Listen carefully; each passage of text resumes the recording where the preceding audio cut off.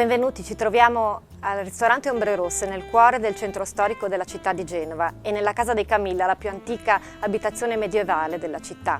Noi, molto attenti al territorio e alla cucina tradizionale, oggi vi presentiamo il piatto di Genova Gourmet, il bagnon di acciughe, e quindi passo la parola alla chef Federica.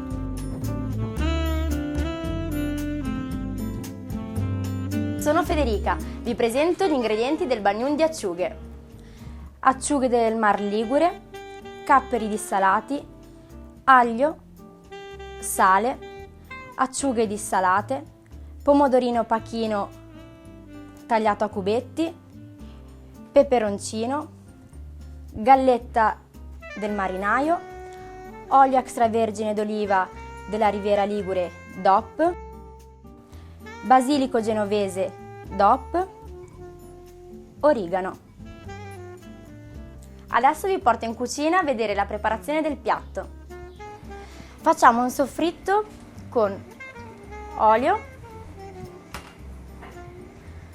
aglio, acciuga, capperi, peperoncino e un pizzico di sale. Facciamo soffriggere, dopo circa 5 minuti di cottura aggiungiamo il pomodorino pachino.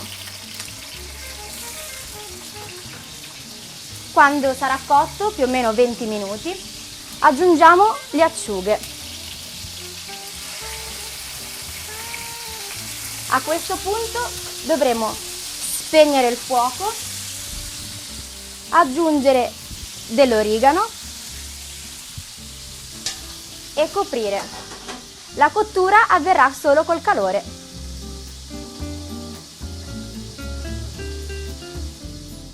Ecco il piatto pronto. Adesso vi ricordo gli ingredienti utilizzati.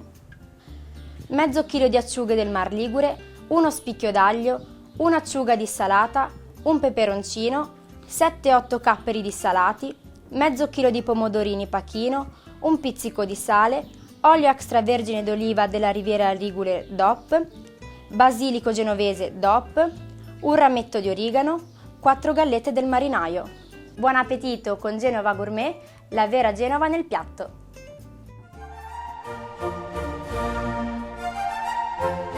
Il bagnon di acciughe è un piatto dal punto di vista storico relativamente recente. È stato praticamente inventato, lo dico tra virgolette, nel secondo dopoguerra, quando venne istituita questa grande festa del mare e della pesca che si svolge in primavera a Sestri Levante.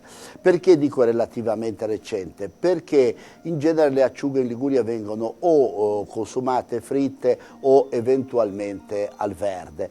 Questa aggiunta successiva di pomodoro è post-ottocentesca, anche perché il pesce col pomodoro in Liguria viene fatto risalire alla metà dell'Ottocento, quando il pomodoro e la sua cultura si diffusero. È stata un'invenzione simpatica, un'invenzione allegra, che serve per mettere insieme la popolazione e i turisti in una giornata di primavera. È una maniera per salutare il bel tempo e quindi prendiamoci questa relativamente recente invenzione.